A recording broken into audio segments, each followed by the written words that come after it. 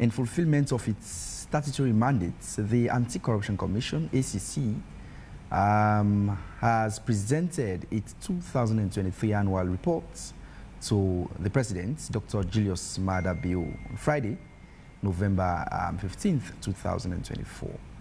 At State House in Freetown, the submission adheres to Sections 19, subsection 1 of the Anti-Corruption Commission Act of 2008, which requires the ACC to report its yearly activities to the President. Leading the presentation, ACC Commissioner Francis Ben Kaifala says it provides an overview of the reports detailing key findings and accomplishments in areas such as asset declaration, intelligence operation, investigations, prosecutions, and prevention strategies and procurement oversight, among other things. So this morning, to discuss detailed of the reports and the recent 2025 MCC scorecard that gives Leone 55 pass mark after passing 11 of 20 indicators. In the studios, we have Patrick Sandy, who is the Director of Public Education and Outreach, External Outreach at the Anti-Corruption Commission. I think he has a lot of hats to his, has a lot of flares to his cap. And also Melvin Tijan Mansari, who is a media analyst. He's one of us. It's a pleasure having you gentlemen in the studios. Thank you very much. Good morning. Pleased to be with Patrick, you. it's a pleasure as always. Yes, exactly. Okay. It's a pleasure too. The ACC has already presented its report to the President. There are a number of issues highlighted in that report. But help the public understand in detail what form part of this report. Yes, just as you have said in your intro, the requirement is that the Anti-Corruption Commission should, at any given year, present a report for the preceding year. And so the Commission was just satisfying that condition. So on the presentation of the report, firstly, the President had to commend the leadership of the ACC and the team at the ACC for the gains made in the fight against corruption. We must note that it is a difficult fight. So at the presentation, with that commendation of the Commission, we also now we are challenged by His Excellency the President that he will continue to give us the support, but that the Commission should also do its level best to addressing issues of corruption in the country. But again, the report itself, speaking to the details, firstly, let me state that the report talks about the transition of the Commission from its 3 Gloucester Street office, Cathedral House, to the Integrity House where we are. So that's also a very serious landmark achievement. And then also the report speaks of the different interventions made in regard the public education department, the investigations, the prosecutions, prevention, asset declaration, the national anti-corruption strategy. So, firstly, we were also able in the report to capture activities of the regional offices, because sometimes people are made to think that when you talk about anti-corruption, it's only in Freetown, but we are in the regional offices. So the regional offices as well made detailed presentation on their different activities as aligned in the departments that are represented in Freetown.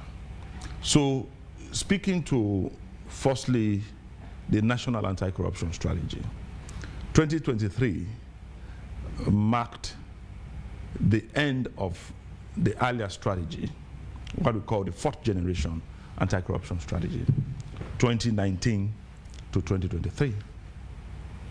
And it was stated clearly the level of compliance, very high level of compliance from the MDAs regarding the implementation of the National Anti-Corruption Strategy, the 4th generation. And that was the year where also preparations commenced for the crafting of the 5th generation anti-corruption strategy, National Anti-Corruption Strategy. So that in itself also is a very good achievement, because if you look at the compliance rates of MDAs, it went as up to 92% in regard compliance to the different anti-corruption issues they were asked to carry out.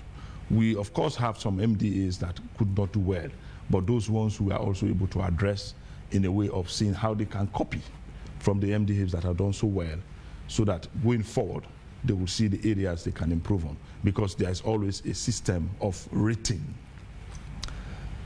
Then, as I said, we were able to put together a team of experts, Sierra Leonean team of experts, who started developing the 5th generation national anti-corruption strategy. And pretty soon, on the 9th of December, which is going to mark International Anti-Corruption Day, that strategy will be launched. The 2024 to 2028 strategy is also a 5-year strategy.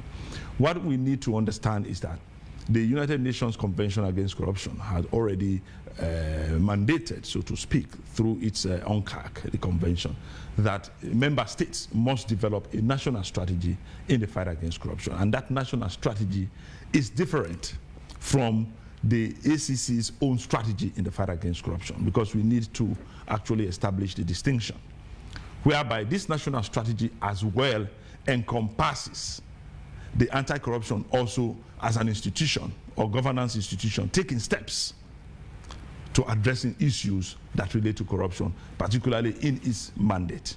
So that's what the national strategy talks about, unlike the strategic plan of the ACC itself, which focuses on just the ACC's mandate. That's also one aspect that was handled. Then 2023, this report in regard to the asset declaration. We should first note that asset declaration is now done biannually. So 2023 was not essentially a declaration year. So, but we started preparations in 2023. Firstly, before the preparations, we were able to call over public officials who had not declared their assets in 2023 to do so. And we were able to achieve 92% compliance in 2023 of those who would have made declarations in 2022. However, we now commenced preparations in 2023 for this year's declaration, which is 2024, to go 100% online, which we have achieved. That went into the aspects of working on our website, the asset declaration portal, to make it more friendly, to make it accessible, so that people can declare in 2024 online, not necessarily the paper declaration, because it had been quite cumbersome. So we also succeeded in doing that in 2023. Coming to the investigations, which a lot of people would be interested in. Investigations were able to have 262 cases assigned. Assigned means you give to the different investigators. Then we completed 81 of those cases. What we mean completed, they were investigated, and then different aspects relating to their conclusions. It could be recommended for closure, but I'm going to give you the statistics. So we recommended 50 for closure. Legal opinion, 10. Legal opinion means you send to the prosecution's department, and then they will now advise. This will have to be prosecuted. This would have to be recovered by way of our mandate as well. And then they will say, this one you caution. But I am going to give you the breakdown. So we had 10 for legal opinion, 10 for recovery of the 81 I am referring to. Then we referred to MDAs 4. There are cases we refer. They are different from those that initially are referred from the report center or complaints committee. I will go into those details. Then we caution 4, and we keep in view 3. Keep in view means, of course, as the police will say, since we are also a law enforcement agency, we will have to set it aside, waiting for additional information and additional evidence to meet the threshold to prosecute. So we keep in view. It is not closed, okay, but we keep in view. Then, of course, cases already closed at that time, we have 58, and the cases that are still under investigations, because investigation is a process. You may assign in 2023, but you still have to go over, meaning you are still investigating. You have not concluded. You have not concluded. And so we have 365 of them. Of course, then the money recovered during that period, just from investigations. Because you recover from investigations, you recover from prosecutions, and you recover in the courts through restitution. So those are the kinds of recoveries. So just from investigations, we're able to recover 2.9 million new loans. So, but of course, there's also a picture of the general recovery of that year. I'm just speaking to those ones under investigations. So that's one for investigations. We go to prosecutions. Prosecutions, we are able to prosecute successfully 4 cases. We had 2 in Kenema completed, and we had another 2 in Freetown completed, those cases. And persons convicted were, of course, 4 persons, 111, and of course, acquitted and discharged for 2023, we had none. Sandy, with all of what you've said, the gains recorded within the commission and what have you, has it helped to address the issues of sacred cow when it comes to the work of the Anti-Corruption Commission? Oh, certainly, yes. You may have varying views around it, but insofar we are concerned at the ACC and the work we do, we have no sacred cows. We don't protect anybody whatsoever. Once the evidence leads us to anywhere, we'll make sure we do the investigations, and the conclusions of the investigations are made public. That is what we do at the ACC, and we ensure we do so diligently and impartially. Quite recently, we've seen a lot of investigations within the ACC. We've seen also cases where people were being investigated by the ACC, and within the time of investigation, those individuals were being given jobs in other ministries, departments, and agencies wherein the investigation process at ACC was still going on. Are these advices from the ACC to the relevant bodies? Not quite. You may need to reference a particular one. But what we do at the ACC, once it is an investigation, the law does not provide for anybody not to hold public office or for you to be suspended. It is when you are indicted, that is when the ACC will ensure, if steps are not taken by the authority, the NCC now will ensure, that means the ACC itself will write to the person or entity concerned for that individual to be suspended. But during the course of an investigation, it is not the responsibility of the ACC by law. It may be something ethical. Somebody else deciding that, for some reasons, let the person be set aside. But it is not the responsibility of the ACC. If we are being asked to ensure or to confirm that an investigation is being carried out, yes, we do. We will confirm. And most of the times, they are even public. But for the institution itself, the ACC will be confirmed. You can approach the commissioner or anybody that, are you investigating this person because you want to take ABC decision? That confirmation will be provided, or otherwise, if the investigation is not done. But it is not the responsibility of the ACC by law. So if somebody has been given a position because an investigation is going on, it is not the place of the ACC at all. It may be something ethical. Before I allow Fabian to come in, Melvin, welcome to the program. Thank you very much. Is Sierra Leone on the right track in its fight against corruption? I think in terms of what the data is saying, yes. But in terms of the reality on the ground, I would say no. It's quite interesting. You cited the gains we've made with the recent 2025 MCC scorecard. If you look at just the MCC scorecard of 2025 and its projection on Sierra Leone, you are left in what I would call in a dilemma as to how comes when it comes to the issue of, for example, economic freedom. Sierra Leone only passed 2 out of 8 of the indicators, and yet still, when you talk about ruling justly, which the ACC has been taking a lot of credits for in the fight against corruption indicator, it's 5/6.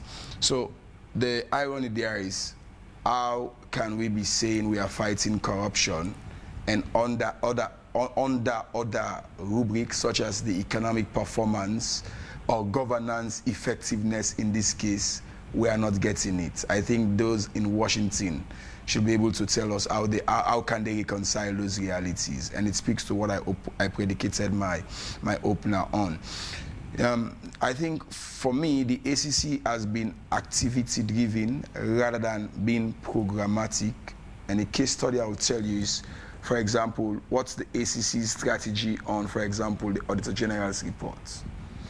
And there's none except Mr. Sandy would have to tell me. But if you look at the ACC and its operation for the last 20 years, they've been rather reactive than proactive. They will tell you they have systems, process review, but if you look at the institutions, they are just the same. It's just the status quo that exists. So you ask yourself, is the ACC still around? And of course, if you look at the ACC's relationship with other institutions, such as that of the judiciary and the legislature, there is much to talk about. So for me, I think yes, we are not there yet, and we should not be complacent in what indicators are saying, because the realities, for example, on bribery, I don't need to be a rocket scientist in Sierra Leone to know that bribery is still rife in many government institutions. So you ask yourself, where is the ACC on that?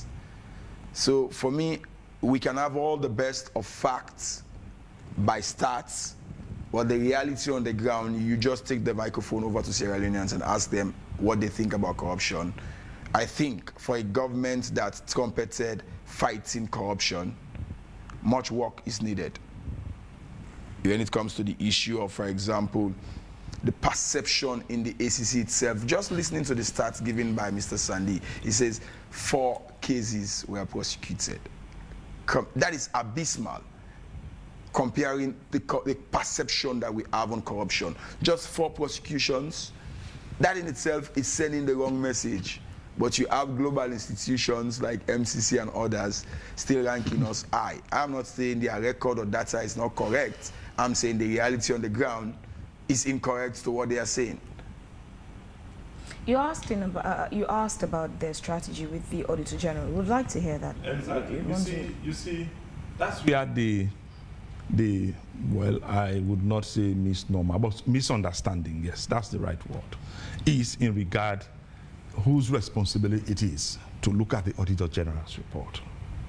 Because over the period, because the ACC realized that much was not coming from Parliament, that's the Public Accounts Committee, the ACC had also come in quite very well to see how we can address issues relating to the Auditor General's report. But we know by law, it has always been stated, and we've seen circumstances or instances where there had been always this bickering between the ACC and the Public Accounts Committee or Parliament around the Auditor General's report. But because we have seen so much is coming out with the current Deputy Speaker on the Auditor General's report, the ACC have just decided we stay back because they have the constitutional mandate. And if you have a constitution and of course an act which we work with, we know what takes precedence. That is the more reason why the ACC, when he's talking about strategy, at the moment we are now taking, if you like, the back seat, see what Parliament is doing with audit reports, annual audit reports, because we are seeing a little vigilance in it. If issues are referred to us by Parliament about the Auditor General's report, we can then take them on board. Save if we had started an investigation that is also mentioned in the Auditor General's report, we will still pursue that, informing the relevant authority. But let us make this very clear, because at the point when the Deputy Speaker was making some comments around the ACC and things like that, people got confused. And we don't want to come in as if we are fighting ourselves. We are complementing each other. So that is why the ACC, people should know, as I speak from this medium, that the primary responsibility of handling or looking into the Auditor General's report rests with Parliament and the Public Accounts Committee. So until they do what they are supposed to do by law, the ACC will not come in because if we come in, it will be duplicating their effort. But if verify, yes, we take that on board. And as I've said, if we had commenced an investigation that relates to what will come out in the audit report, we'll still pursue it. That's the more reason why we sign an MOU with Audit Service Sierra Leone. So if they are doing their audits and they bump into anything, they can refer. But if it comes to the report itself, it rests with Parliament. That has no equivocation. That's the position of taking. But I have said before this time, because much was not coming and the public were looking to the ACC, so that was why we are going in, and then Parliament was also like giving some leeway to the ACC. But at a point they would tell us, no, have a break, it is our document and we have to take responsibility. So that is the issue as it is at the moment. Not that we do not have a strategy, but we want to follow the law. Sandy, let's give the public a reminder on the Paran case in Parliament. How did it end at the ACC? What did you put forward to conclude that case? Yes, let me reiterate, because I've said it on several, fora. We all know that the Honorable Param Tarawali, there was an allegation against the employment of his wife. And the wife did not work or worked for a month or so, and at the end of the day, she was not coming to work but receiving salaries. That was the allegation. We all know about it.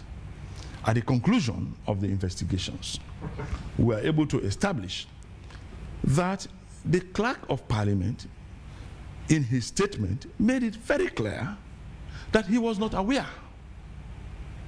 Because we are looking at the Clerk of Parliament's involvement in the recruitment process of the wife. But the Clerk of Parliament said so, and in our press release we made it very clear that it was something difficult to believe. But at the end of the day, what you can say is difficult from what you can prove. And if ACC, for any reason, let's say, we were to go to court, we are still going to establish or come up with things that will show that, yes, he participated and was aware through documents, etc., etc. But we did not lay hands on that, and he said he was not involved. And as such, when we concluded the matter, we, through the powers in the recovery, in the Anti-Corruption Act, we asked that all the monies that she had received or paid to her for the months that she did not work, all the resources, allowances, etc., were paid back with an interest of 10%. And then she was barred from holding public office, not only less than 3 years, which the law provides, but 5 years. So that was how it ended. And so there was no criminal liability, so to speak, for which the clerk would have been charged to court. So that was the outcome of the investigations, and we made it crystal clear. Until after that, when the president reinstated him. Because as I've said here, if you have been charged to court, you are suspended. If you are convicted, you are dismissed. So the president decided to reinstate after a brief spell of suspension whilst the investigation was also going on. That is how it ended. You may wish to ask another question. Melvin, I wanted us to get, there's the ACC side of fighting corruption. Then there's the executive side, which deals with the president in fighting corruption. His first term, the inauguration, he said, the thing was he was going to wage indiscipline, but corruption was amongst the three wars he was going to wage. That war, how do you assess the battle between the president and the fight against corruption, considering all the things that have gone down over the last couple of 6 years?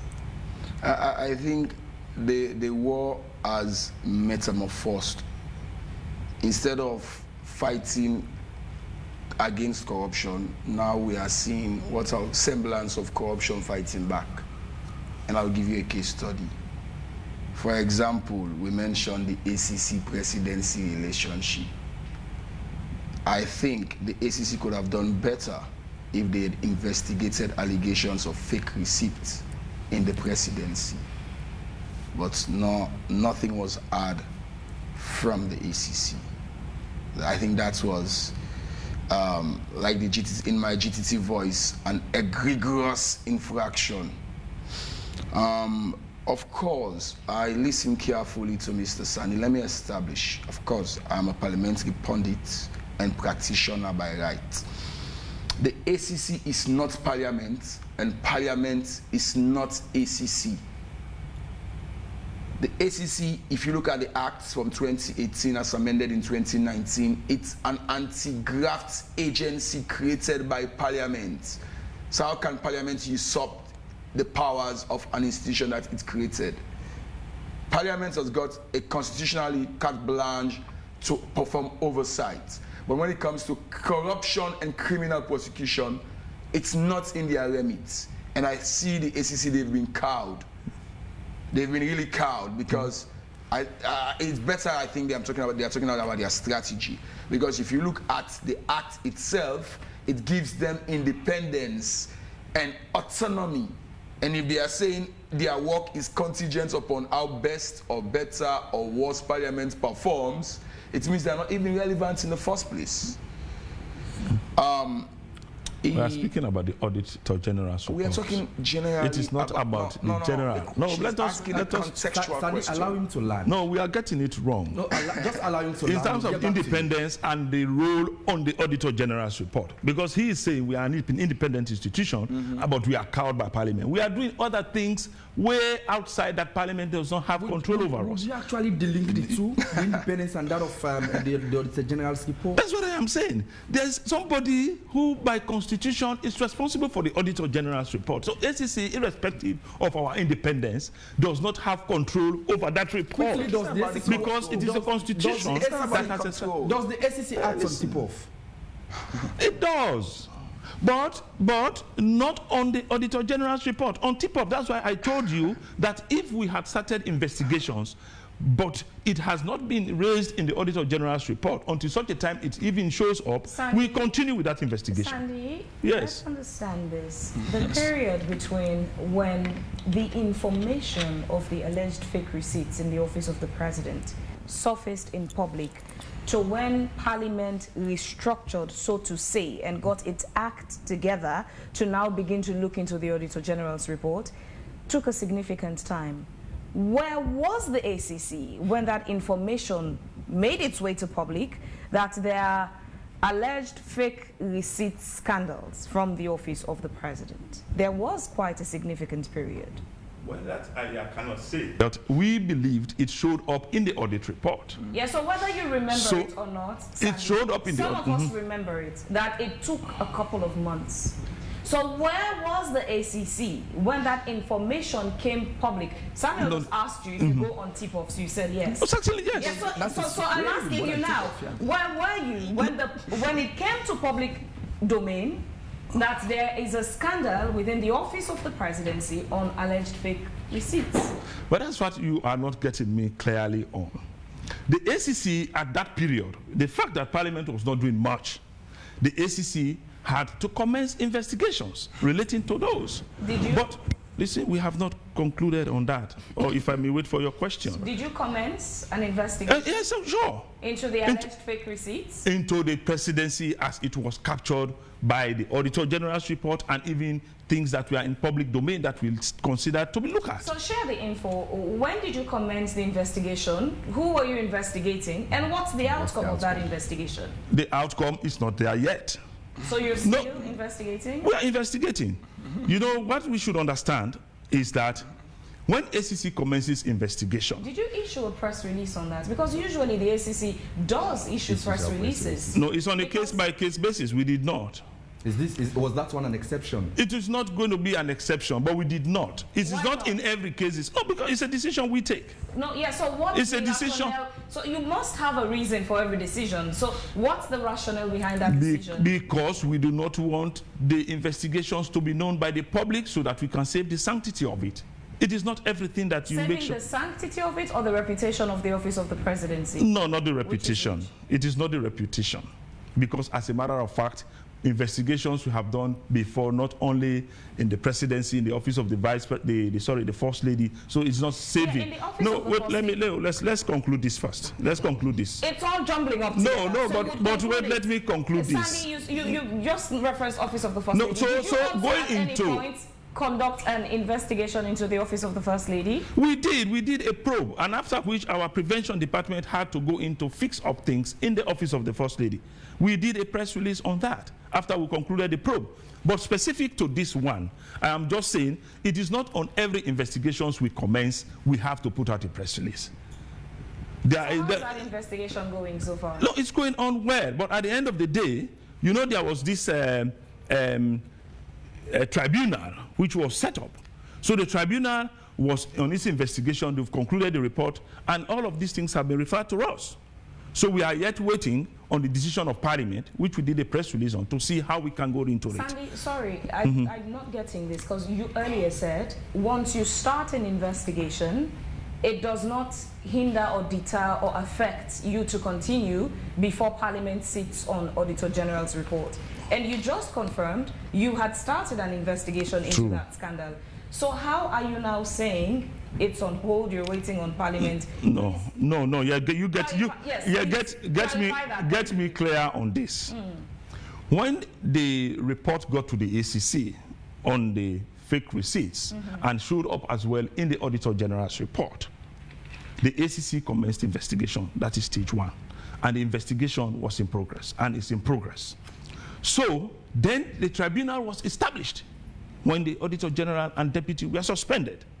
So whilst we were waiting, we had to wait, irrespective of our independence. If a tribunal is set up... So by wait, you mean you had to stop the investigation? Yes, not to be actively investigating. And after that, we saw the recommendation of the tribunal. Why did you stop?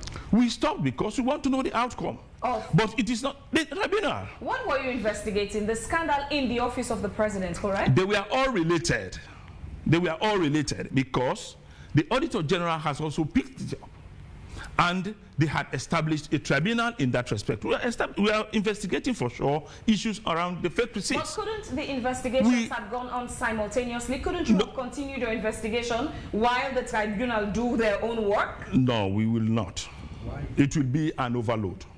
Just as when, for instance, you want to go in an MDA, if a particular department is in the MDA, we don't go in there. And there's always this thing they talk about, double jeopardy. We don't want to be looking at the same thing, some other institution is looking at the same thing. It was not an institution. But a tribunal, that's what I'm saying. A tribunal can be referred to as an institution because these are also people who have legal minds to be looking at something. So the ACC, we have it. That's the more reason why it is not, as you may refer to, dead. It's not dead. It is still active, but we have just slowed down on it. So, however, once we continue the investigations, we'll come out and tell the public where we are on it. So that is a sequence we should understand. But people just think that we are covering up, and it is not. But we do our work based on what we think is appropriate in the commission. It's not to save anybody. That's the more reason why I've said within the presidency, not necessarily speaking about the president, because we know he's immune once he's a sitting president, but within the presidency, if there are issues to look at, we will definitely, as a commission, go into it.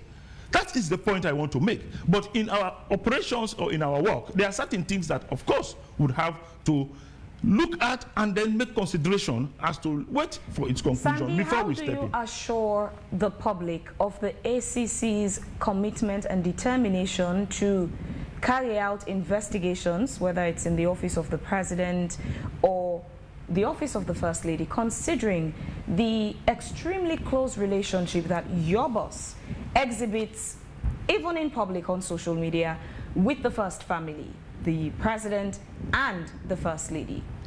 That leads to a perception where people might say it would be difficult for the ACC, under the leadership of Francis Ben Kaifala, to investigate the office of the president or the office of the First Lady, being that he's got very close ties to the family, and he keeps saying in public the First Lady is his sister. Public perception, how do you give public confidence? No, well, that's it. The public perception will be there, but the reality is different. I keep saying this, and of course, always people ask me these questions. You have to interact. You have known people before. You've known people when you become commissioner. Just as myself here, I've known people before. I'm from a family, I have friends, etc., etc. But when it comes to your work, and you have all what it takes, for instance, by way of evidence, you have to do your job independently. And I'm sure that the commissioner we have will do so. Otherwise, we would have even said that the probe we conducted would not have done so. To talk about investigating the president, because I believe that he's my sister, and the office of the president and not the president. No, the office of the first lady, sorry, and that of the presidency. You would then say, why do we? The former scope, state of the lady before, of course, the former now, immediate former, we also investigated. So I don't think people should be using it as a yardstick to measure the independence of the commissioner or his independence as an individual when it comes to professionalism. I do not buy into that. I do not buy into that, because at the end of the day, you just have to interact. But people maybe want to see you as enemies, just as auditors will go to a place. The fact that they see you bickering, or the fact that they see you not seeing eye to eye, that's the time you are doing a good job. But I don't think it that way. It is about the time that a job has been given to you to exercise, and you should do so independently. Okay, let's hear Melvin's thoughts on that. Do you agree with that submission, that perspective? I don't, because if we are to evaluate or analyze corruption based on perception and the reality, the fact remains, if you look at the list of would-be successors of Madabio in the SLPP, his boss name is one of them, FBK, Francis Benkefala. He has not come out publicly to say so, but even you follow right-wing media, he's been tipped. So it means if he is that politically ambitious to, as a person, succeed the president, it automatically affects his job as a Zaya against corruption. So that is one aspect. And of course, his relationships are personal, but for certain office, if you look at, he's a young and gentleman, he's dangerously educated, and I'm not. But the fact that I'm thinking and I'm observing, it seems as if FBK has personalized the ACC, with all due respect to him. I'll give you an instance. On the Monday after his wedding, go to social media and see how people who are paid from state funds abandon their duty, celebrating as if they were on a private endeavor, not noticing that they are there to do a job. Yes, his achievement is that, yes, the edifice, you cannot take it away from him. That edifice can be one of his legacy. But what the ACC will understand is that if you just do a simple proportionate test on cash loss versus cash recovered, the ACC in its 22 years history cannot boast of even recovering even 20% of what over this period of time has been lost in state coffers. So in as much as I will agree with him in terms of information and communication, they've been doing relentless, they've been impeccable. If you look at their website, I think they're having one of the most active websites. But the fact remains, the ACC is still perceived as an institution that is subjected to political machinations and manipulation. If you look at the case study on the current situation, people in government, and looking at certain policies that are yet to derive its results for service delivery to the ordinary people, for example, in education, do you think the budget and the amount of money invested in education, are we seeing the commensurate return? No. We still have wastages. We still have what some schools of thought are now calling drainages. For example, look at agriculture. So the ACC I earlier mentioned, they are not programmatic. They don't have programs, for example, let's say, okay, they have their media strategy, but what's their strategy on key service delivery sector, for example, energy, water. These sectors are starving, and you ask yourself why. Every year in, year out, Parliament approves budgets. You might say they are not giving on time, but yet still you are not seeing the commercial return in terms of service delivery. And what is the ACC doing? Sandy did mention the recommendations they do make in terms of people who they investigate. Do you see them being twisted by the executive? More so when he did mention clearly that as part of their recommendations for the Clerk of Parliament, he was to be suspended for 3 years as per law. But of course... No, that's not clear. The ACC did not recommend that the clerk should be suspended for 3 years. I mentioned the wife. The wife, of course, the wife. Yes. Now the wife. But again, Melvin, Do you see the ACC being twisted, as I just asked, taking into account the recommendations that they do make and the manner at which it's been treated? I don't want to say they have been twisted. They are not effective enough. If you read that very press release, they contradicted themselves. They use one English, implausible, though it's implausible. You're saying something is implausible and you cannot get to the bottom of it. So that's the question. But let me just show you how ACC failed on Parliament. Anyway. Let me land. Yes, okay. Remember when there was this scandal on the MP's use of consolidated fund? The ACC rushed into opening a probe on Parliament. Can we go back to that report and see what the ACC said? They said that their prevention department was to devise strategy for mitigating those issues back then. And mind you, this was before even the scandal of the clerk. So ask the ACC, what prevention mechanisms they put in place to have averted that situation to have occurred in the first place.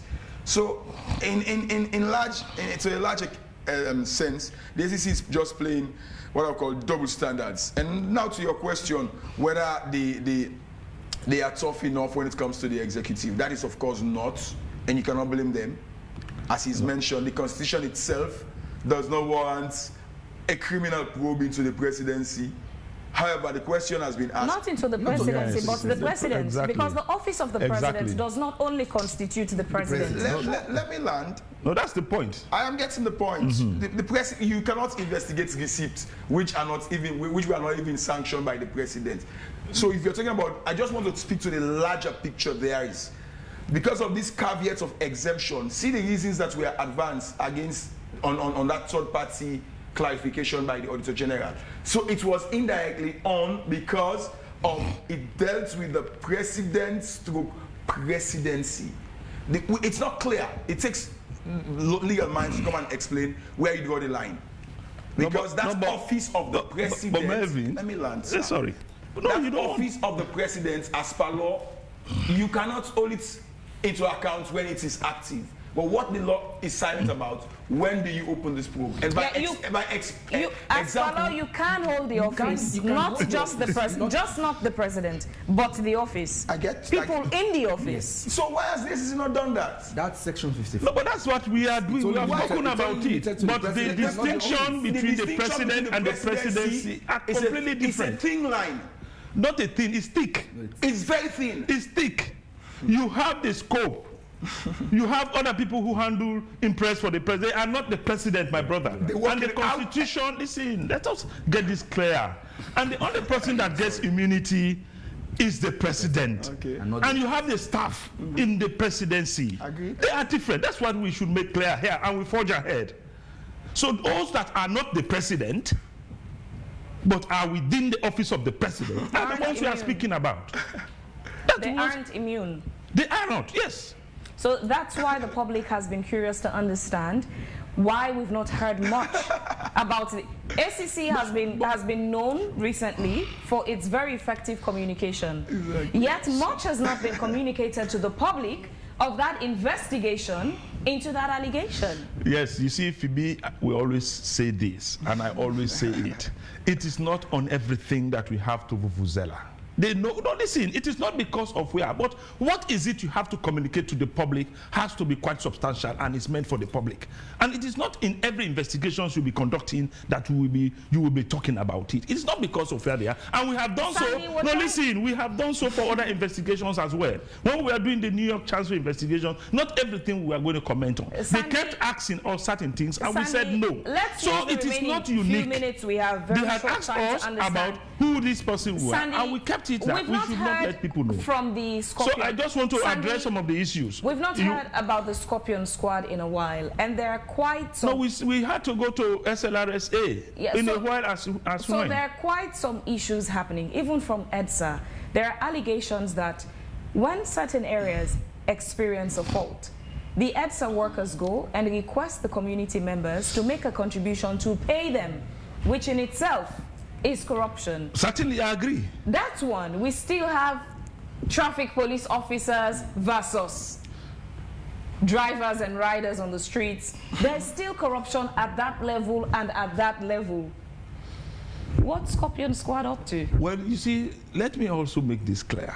You know, when it comes to that offense of bribery, which we call that soliciting, accepting advantage, you have to let the ACC know that is it, because you have also to create the situation where these monies are being asked.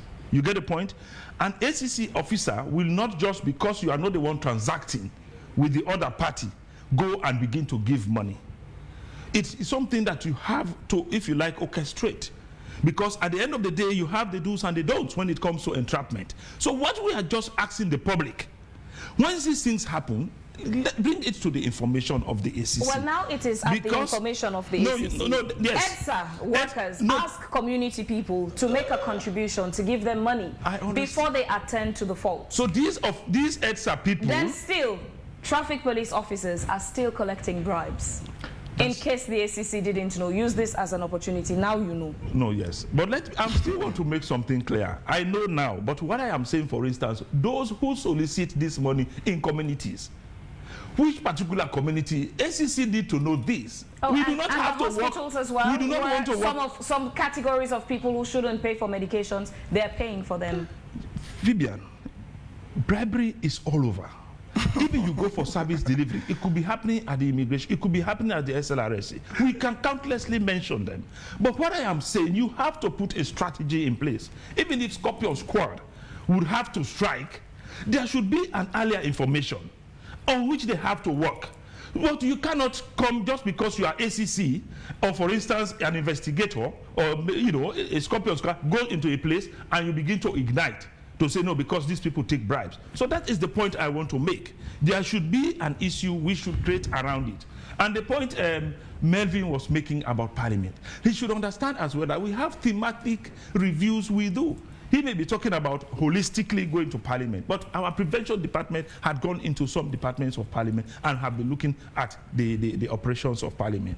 And there are certain things, of course, he is saying about the ACC. I think what we should be thinking about is that ACC, at every given point in time, we have to follow our mandate, and we do so scrupulously.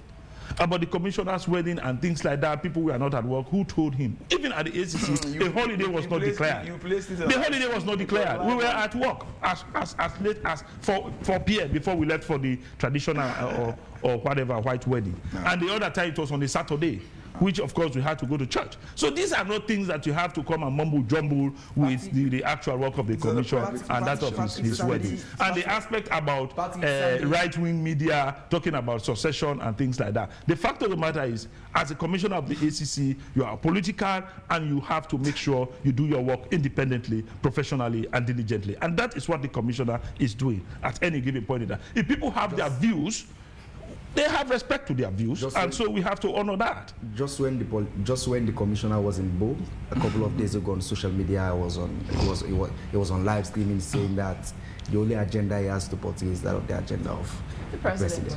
But certainly yes. Okay. The point is, if you have the big five and you see that corruption wants to get into it, you have to fight to ensure that all those issues that relate to corruption. Sandy, for expecting that the commissioner's agenda should be the agenda of the people. Pardon the public for that expectation. Thank you so very much. No, the point there we have to clarify, because when you are fighting corruption, it is the broader agenda of the government is what you should ensure that corruption should not take lead in. If you talk about field salon, my brother mentioned about agriculture. He's the People's Commissioner. No, he's the President's Commissioner. So that's the point. He was talking about field salon. It's not in our favor anymore. So but we want to say many thanks to you for your time this morning. We appreciate you coming here. This is a conversation that will continue. Please, let's do. Melvin Tijaman Sai, it's a pleasure having you on stage this morning. It's been a wonderful moment. And this is where we end to this edition of the program Wake Up Style on AYB Television.